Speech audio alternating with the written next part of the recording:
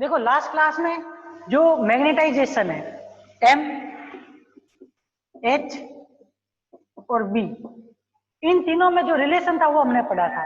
ठीक है, कौन से पदार्थ के लिए काई का मान क्या होता है, चुंबकीय प्रवृत्ति का मान क्या होगा, ये भी पढ़ा था।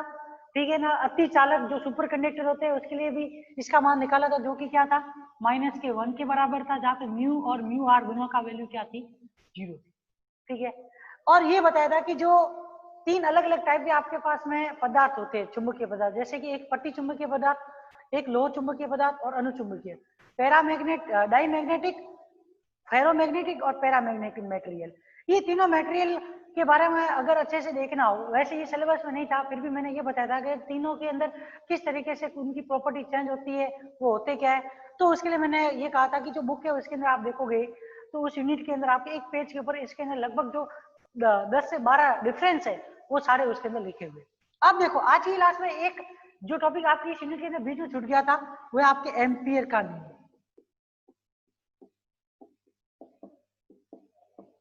देखो इस नियम में कुछ भी नहीं है, वैसे पढ़ा हुआ भी है, इसमें इतना सा है कि कोई भी आपने फील्ड लिया, उस फील्ड के अंदर आपके पास में अगर कोई लूप है ना, तो उस लूप या फिर उस कॉइल के रेस्पेक्ट में अगर आप क्या करते हो, उस फील्ड का रेखीय समाकलन करते हो, तो वह किसके बराबर होगा, वो उस लूप में फ्लो होने वाले करंट के म्यू नॉट गुणनफल के बराबर होता है। इतना इसके अंदर ध्यान रखना है। तो इसकी डेफिनेशन में आप ये लिख सकते हो कि इस नियम के अनुसार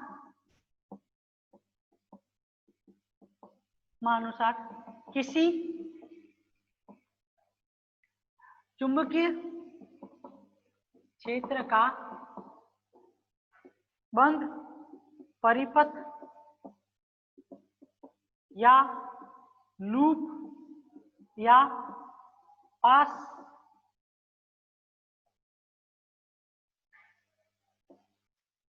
पर रेखीय समाकलन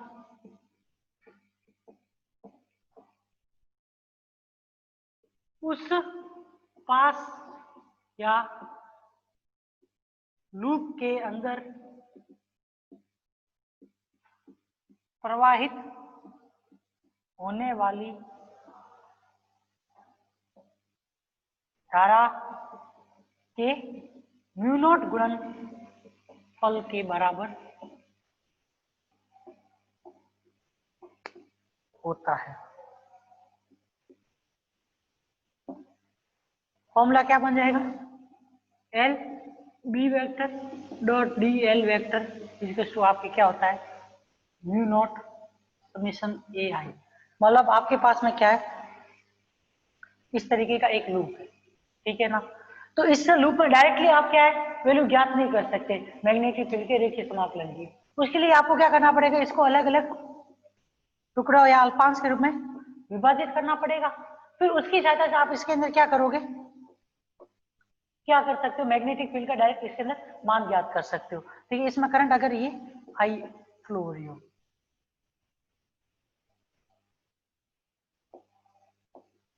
ठीक है ना। तो देखो बहुत सारे अल्पांश टुकड़े होंगे, तो इसको लिखोगे कैसे, mu naught summation of I, total current तो क्या होगी, इन सबके टुकड़ों में बहने वाले करंट के योग के बराबर ही लिखी जाएगी। तो यहां से इसका मान क्या आ जाएगा, म्यू नॉट ऑफ आई। ये आपके क्या हो जाएगा, एम्पियर्स का लॉ। अब देखो, अब एम्पियर्स का लॉ पता चल गया, तो इस एम्पियर के लॉ की सहायता से आप क्या निकाल सकते हो, इसके समाकलन और अवकलन रूप को भी ज्ञात कर सकते हो। क्योंकि अब देखो समाकलन और अवकलन रूप जो निकलेगा ना, वो किस आधार के ऊपर निकलेगा, वो निकलेगा आपके इसके अंदर धारा घनत्व के आधार के ऊपर। और धारा घनत्व और आवेश घनत्व में आप देखोगे तो डिफरेंस सिर्फ इतना सा होता है कि जो धारा घनत्व होता है वो आवेश घनत्व से, जो मीटर की पावर होती है, जो आपके लेंथ की पावर होती है, उससे एक पावर पीछे की तरफ चलता है। जैसे कि आप आयतन आवेश घनत्व निकालते हो, तो आयतन आवेश घनत्व के लिए जो धारा घनत्व होगा वो कौन सा होगा, पृष्ठ धारा घनत्व होता है। ये सारी चीजें आपको मालूम होनी चाहिए। तो देखो अब हमें इस नियम का, जो इसका रेखीय समाकलन है, इस ये जो एम्पियर का नियम है, इसका हमें क्या निकालना पड़ेगा, अवकलन और समाकलन रूप निकालना पड़ेगा।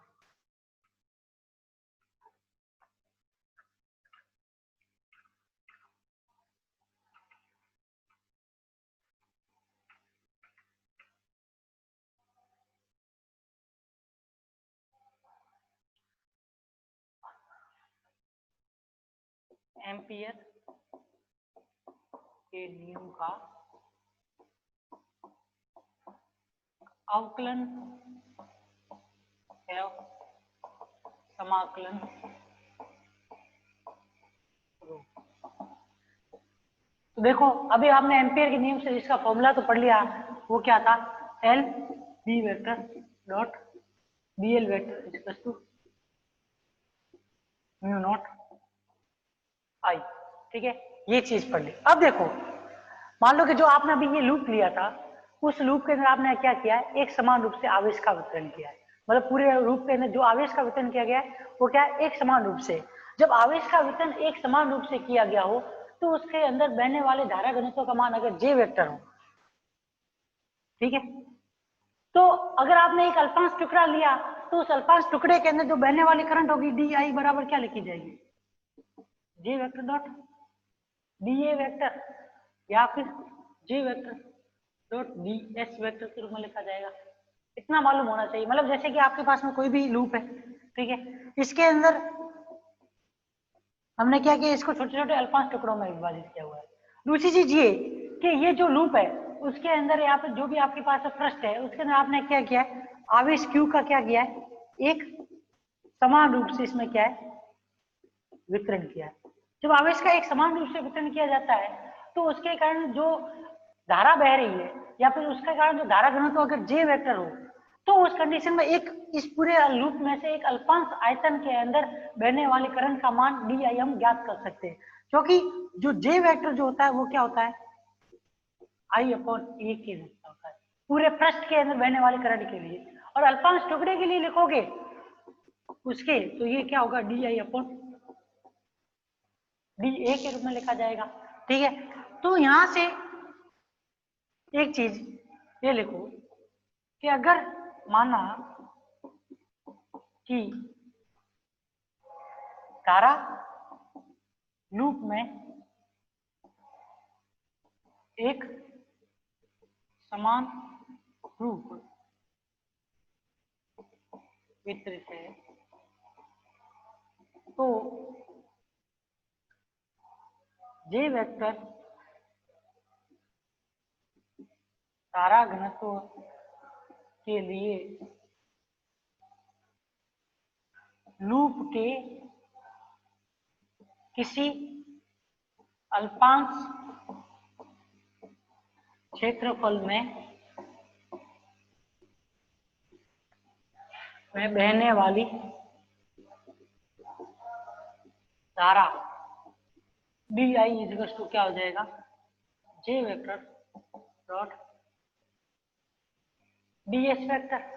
ठीक है, डी आई बराबर क्या हो गया, J vector dot D S vector के बराबर हो गया। और अगर ये तो एक अल्पांश टुकड़े के कारण है और पूरे के पूरे लूप या पूरे लूप के अंदर जितना भी उसका पूरा पृष्ठ है उसके पूरे पृष्ठ के अंदर बहने वाले अगर करंट का मान लिखना चाहेंगे पूरे लूप में धारा, वो धारा आई क्या होगी, D I to S J vector dot D S vector के रूप में लिखी जाए।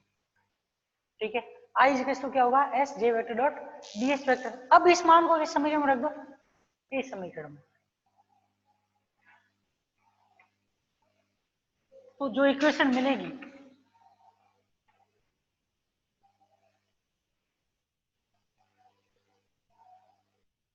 L B vector dot D L vector is to mu naught S J vector dot D S. ये आपकी क्या हो जाएगी, इसकी एम्पियर के नियम की समाकलन रूप में इक्वेशन है। अब देखो इस समाकलन रूप इक्वेशन की सहायता से हम क्या कर सकते हैं, अवकलन रूप को भी ज्ञात कर सकते हैं। तो अवकलन रूप में कुछ भी नहीं है, ये इसका क्या आ गया, समाकलन रूप आ गया। अब एक थ्योरम अगर आप लोगों के पढ़ी हुई है या नहीं पढ़ी हुई है तो भी कोई नहीं, फर्स्ट यूनिट में एक थ्योरम पढ़ाई थी, वो कौन सी थी, स्टोक्स की थ्योरम।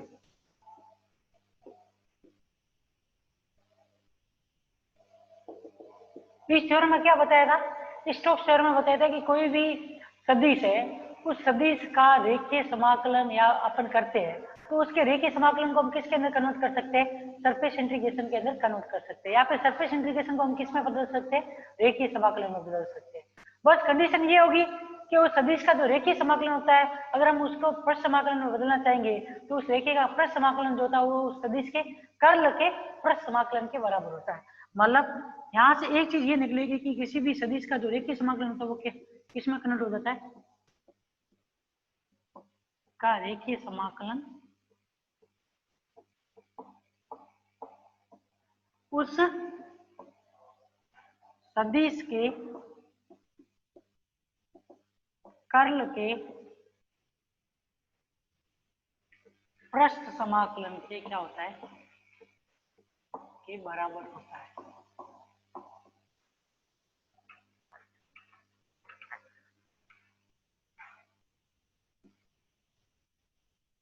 ठीक है, तो इसका फॉर्मूला आप लिखोगे तो क्या होगा? A vector dot D L vector, L equal to क्या होता है? S L vector cross A vector dot D S vector, ये इसका फॉर्मूला होता है। तो देखो इसका और इसमें कंपैरिजन करोगे तो यहाँ पे चेंजिंग सिर्फ कितना सा है, एक ही जगह पे इसमें क्या है आपकी मैग्नेटिक फील्ड बी है। तो ये वाला फॉर्मूला जब इसके तरह लिखोगे तो L B vector dot D L vector क्या लिखा जाएगा? S L vector cross B vector dot D S vector, इसी तरीके से लिखोगे इसको। ठीक है, अब इस मान को इसमें रख दो, इस समीकरण में रखोगे तो S del vector cross B vector dot D S vector equal to mu naught question में J vector dot D S vector. ठीक है,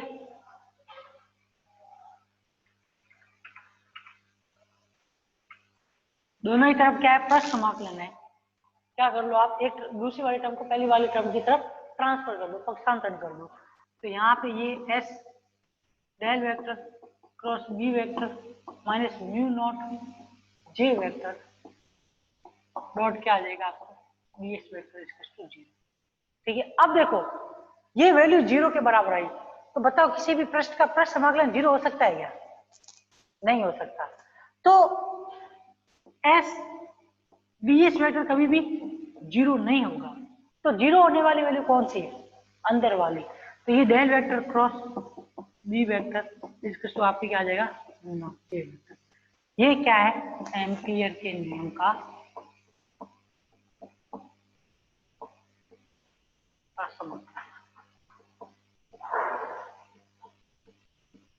ठीक है ना, ये पूछा जाता है कभी कभार 3.5 नंबर के क्वेश्चन के अंदर कि एम्पियर का नियम क्या है, तो एम्पियर नियम के समाकलन और अवकलन रूप को लिखो। तो इसमें कुछ भी नहीं है, 2-3 फॉर्मूले, जैसे कि एक तो फॉर्मूला कौन सा हो गया, ये स्टोक्स वाले नियम का फॉर्मूला याद होना चाहिए।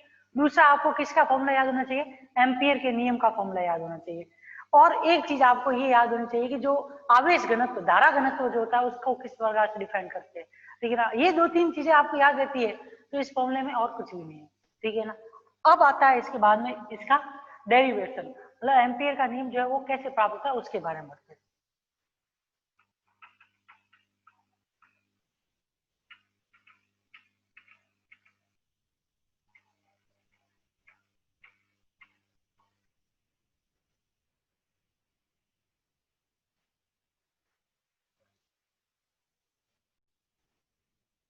अब देखो एम्पियर के नियम की व्युत्पत्ति।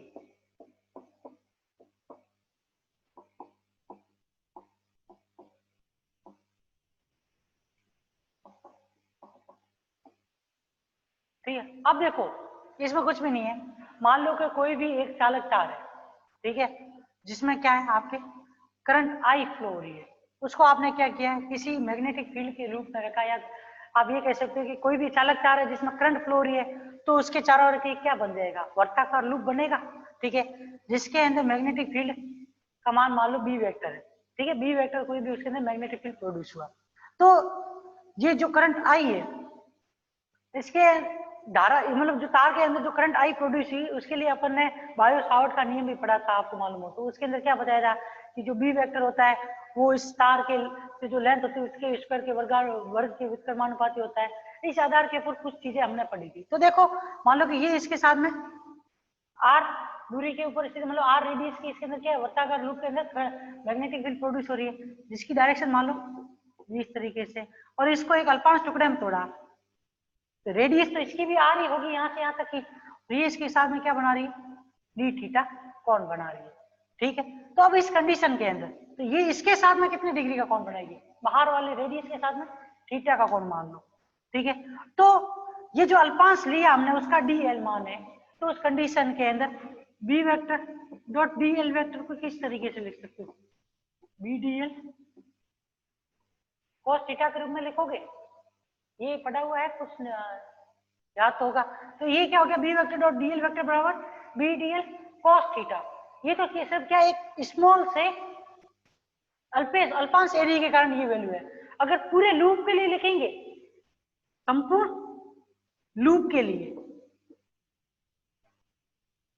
ये तो क्या है, डीएल अल्पांश के कारण जो मैग्नेटिक फील्ड का रेखीय समाकलन है उसके लिए। अगर संपूर्ण लूप के लिए अगर इसको लिखे तो इसका मान क्या होगा, L B vector dot D L vector equal to आप क्या लिखोगे, B D L cos theta, इस तरीके से लिखोगे।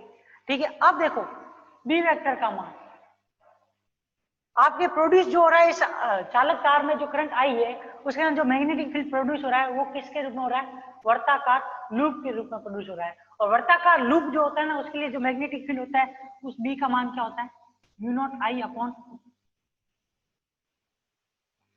2 पाई आर होता है इसका मान। ये तो चीज बड़ी हुई होगी, वर्ताकार लूप के अंदर जो मैग्नेटिक फील्ड होता है वो बी वेक्टर क्या होता है, mu naught I upon 2 pi R. उस मान को इस समीकरण में रखोगे, L B vector dot D L vector equal to क्या आ जाएगा आपके, L mu naught I upon 2 pi R D L cos theta. ठीक है, अगर थीटा का मान 0 हो जाए, मतलब थीटा का मान क्या हो जाए, 0 हो जाए, तो उस कंडीशन के अंदर, मतलब जिस डायरेक्शन के अंदर आप ये लिया हुआ है उसी डायरेक्शन के अंदर, मतलब जो आपने अल्पांश लिया उसी डायरेक्शन के अंदर, उसी के अंदर उसी दिशा के अंदर क्या है आपके मैग्नेटिक फील्ड की डायरेक्शन है, तो उस कंडीशन के अंदर एंगल थीटा का मान क्या हो जाएगा, 0। थीटा अगर 0 तो यहां से वैल्यू जो मिलेगी L B vector dot D L vector इसका क्या होगा, mu naught I upon 2 pi R L DL. Loop कैसा है, वर्ताकार लूप, वो क्या रहा है, रेखीय समाकलन। और वर्ताकार लूप का रेखीय समाकलन करोगे तो आपको क्या मिलेगी, उसकी परिधि प्राप्त होगी, और अगर इसकी रेडियस आर है तो परिधि क्या हो जाएगी 2 पाई आर, तो वैल्यू क्या आ गई, L B vector dot D L vector इसका क्या आ जाएगा, mu naught I upon 2 pi R dot 2 pi R से ये 2 पाई आर गया, तो यहाँ से ये L vector dot B D L vector किसके बराबर आ जाएगा, म्यू नॉट आई। यही आपके क्या है, एम्पियर का नियम। ठीक है, अब इसके बाद में जो आपके आता है वो है लॉरेंज फोर्स।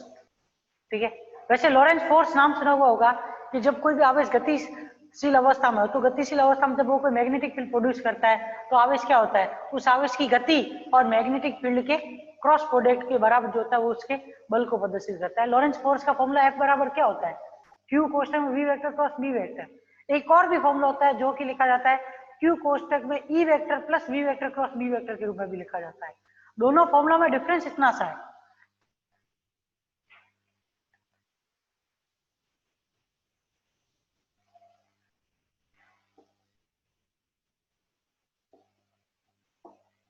देखो इसके दो फॉर्मूले होते हैं। एक जो फॉर्मूला है वो F बराबर क्या होता है, Q कोष्ठक में E vector plus V vector cross B vector, एक फॉर्मूला ये होता है इसका। और एक फॉर्मूला जो होता है F वेक्टर इसके टू जो होता है वो क्या होता है, Q कोष्ठक में V vector cross B vector. एक और फॉर्मूला जो होता है वो होता है F vector is to Q of E vector. ये दोनों पढ़े हुए हैं। ये देखा हुआ है ऊपर वाला, ये देखा हुआ होना चाहिए थोड़ा सा, जहां तक मेरे को लगता है कि 12th में थोड़ा सा पोर्शन तो आता ही है इस चीज का। ये जो फॉर्मूला होता है ना, वो इलेक्ट्रोमैग्नेटिक फील्ड का होता है। विद्युत चुंबकीय तरंगें होती है ना, मतलब कोई आवेश एसिलेटेड गति करता है तो उस कंडीशन में जो प्रोड्यूस होता है ना फील्ड, वो कौन सा होता है? Electromagnetic field. इलेक्ट्रिक और मैग्नेटिक दोनों ही प्रकार के फील्ड का युग्मन जो होता है ना, वो इलेक्ट्रोमैग्नेटिक फील्ड कहलाता है। और उसका फॉर्मूला जो होता है एफ वेक्टर बराबर, उसके कारण जो फोर्स लगता है किसी आवेश के ऊपर लॉरेंज बल, वो एफ वेक्टर बराबर क्या होता है? क्यू कोष्टक E vector plus V vector plus V vector. कभी कभार पूछ लेता है, ये जो आपके वाइवा होता है ना, उसमें पूछ लिया जाता है लॉरेंज फोर्स का फॉर्मूला लिखो। तो आपको ये दोनों टाइप, दोनों ही फॉर्मूले जो है ना, एक ये वाला और एक ये वाला, दोनों ही फॉर्मूले याद होने चाहिए। दोनों ही फॉर्मूले सही है। एक फॉर्मूला ओनली फॉर कैसे फील्ड के लिए होगा? मैग्नेटिक फील्ड के लिए। और दूसरा वाला फॉर्मूला जो होगा वो कौन से फील्ड के लिए होगा? इलेक्ट्रोमैग्नेटिक फील्ड के लिए। अब देखो, कुछ भी नहीं है। ये फोर्स कब लगता है?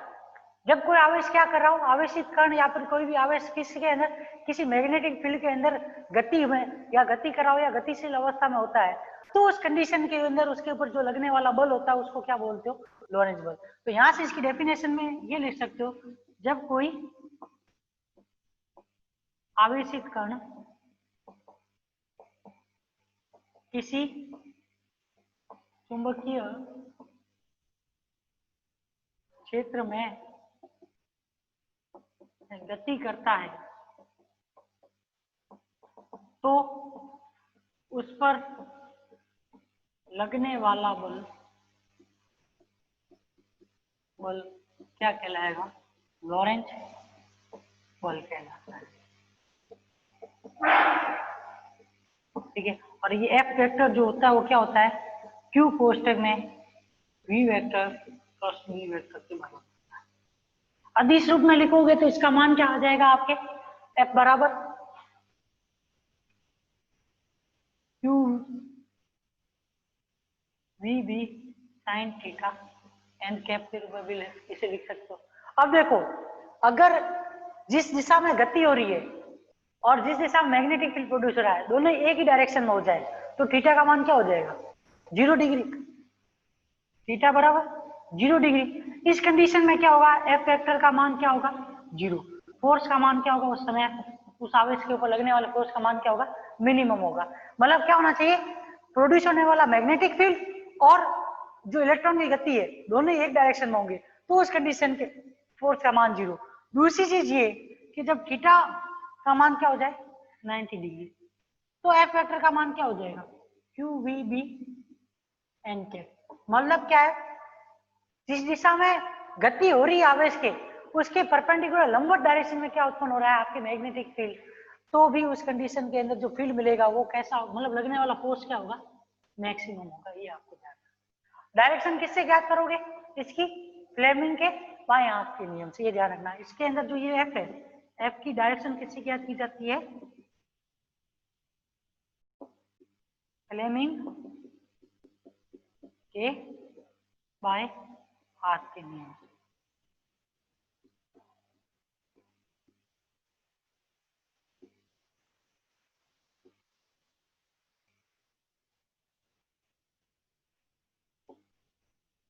ठीक है ना?